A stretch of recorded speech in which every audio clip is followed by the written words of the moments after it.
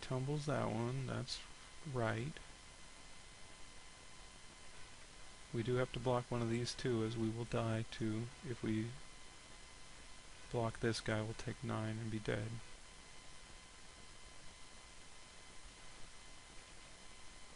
So that's nice that that's tapped, so that means that the next blocker I play is not as in bad shape. Unfortunately, next turn I won't have a charge on that thing left. But you can't have everything in life. Let's gain some more life. It's nice to be alive. I could have just scooped right there when I saw that I couldn't live in an optimal scenario, but that's why you should never concede, really. Just let your opponent kill you every time. They can make mistakes. It happens. I've done it myself. Okay. So we can play out 2 blockers, and then we'll have 3 blockers, well, 2 effectively, and then the 3/3 will kill us. So that's not going to do it. This doesn't untap creatures. No, of course not. I can concussive bolt and bash in. That plan won't work. We're going to be drawing a card and looking for that elusive White Sun Zenith one time. Come on, baby. Planes.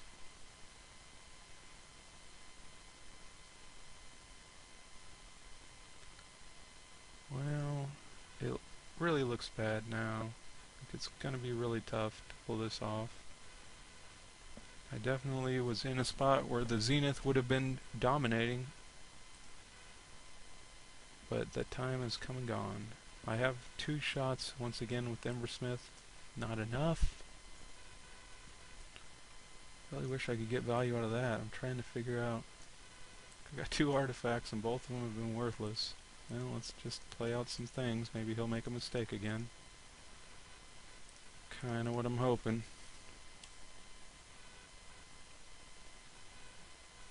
Definitely a lot of cards that would have helped here, but gotta play with what you got. We'll put this thing on 2 and leave that red up.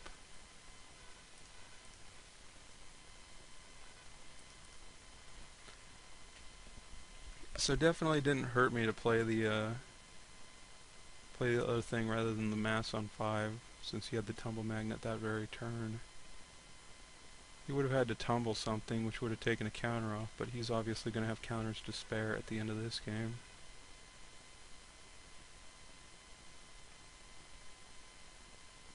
He's pretty well got to know I don't have Galv Blast unless I drew it off my last 2 draws. So I would have obviously used it already. So he taps that one. That's bad for us.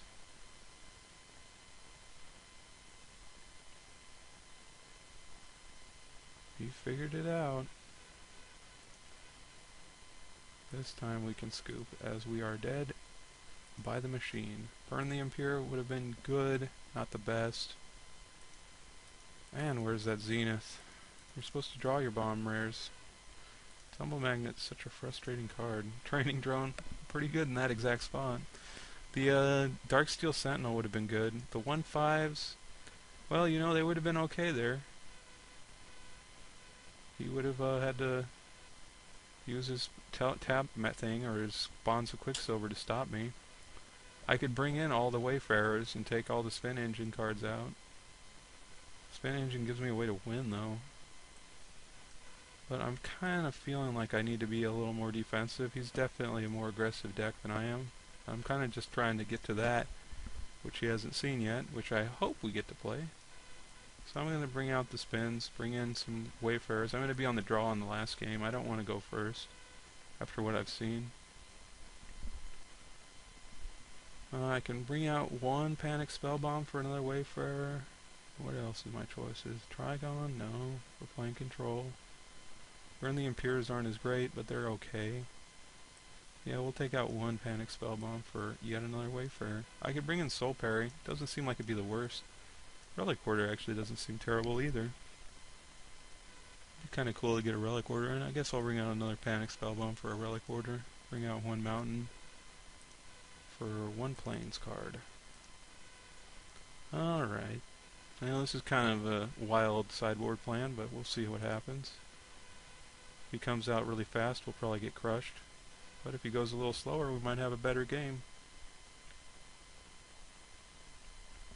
Well, this is the classic shaky hand, but we are on the draw.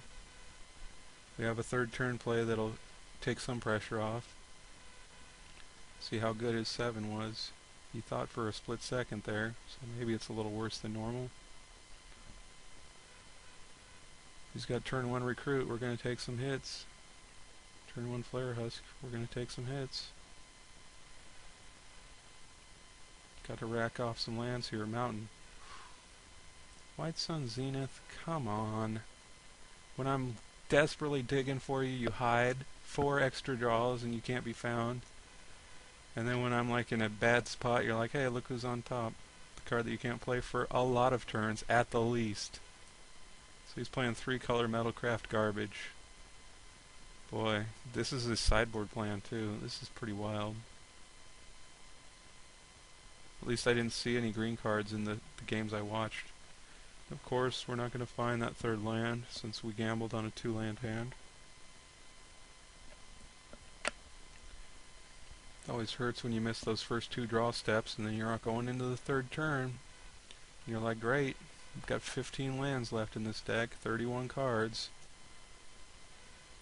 So obviously we're going to lose the game with 2 mana in play to a deck full of Carapace Forgers. Play a 3-drop, have a perfect curve, there you go. I'll take an Arc Trailer or a land card.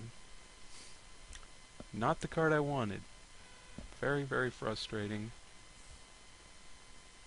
So I gotta make decisions. It's just brutalizing. I guess I could have thrown it back. I mean, it's not out of the question. I do have 2 4s, 2 5s, and a 3. So I have no action. I do have 15 lands to draw at, and I have 3 chances before things look bad. And obviously this is that scenario where things look bad. Very upsetting, but gotta keep my head in the game. So we can take out Forger here, or we can take out Replica. I think Forger is going to be more relevant. Very frustrating. I'd much rather let him equip the Flare Husk or Arc Trail. But you know, that's not going to happen obviously. So we're going to be at 13. If he has a 4-drop, like if it's Rusted Relic, we're dead. Right? You're pretty much just dead if it's Rusted Relic this turn. If you went 1, 2, 3, 4. Carapace, pretty well dead to that too, to be honest. I mean, he can put everything together to kill Wayfarer next turn. So we gotta hit 2 lands in a row now. We no longer have the option to hit non-land spells. Arc Trail, not really good enough. Kind of frustrating.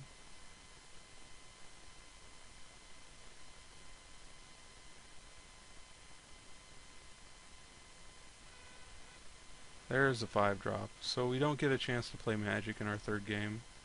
Very upsetting. It was a shaky hand, I guess. I'm on the draw, so it's like when you're on the draw, I feel that you have to take a longer look at the 2-land hands than normal. Obviously, we're getting punished severely. I feel a bit too severely, but, you know, I guess it's normal. I can't even play a spell out of my hand to avoid discard. So let's throw away a card that we're never going to cast. Well, we can't come back for what it's worth. But I'll still throw that away. Like, we're going to be down to 6 now. Even with a land draw on our Wayfarer, we're still sunk. I guess we can play a land card, Bullshock Replica, if his last 2 cards are lands, which I'm pretty sure they aren't, since he just played an island. Yeah, so he's got anything other than land, so we're dead. That's 7 on the board. Wow. It's rotten. We'll just play this Wellspring, you know, 2-land hand. I guess I made a mistake. So we obviously could never win with that hand. Since we were, how deep was it before the 3rd land? We were, what, 7 more cards deep before we hit land number 3? That's the risks. When I needed White Sun Zenith, it wasn't there. When I didn't need it, it was right on top. See you guys next draft.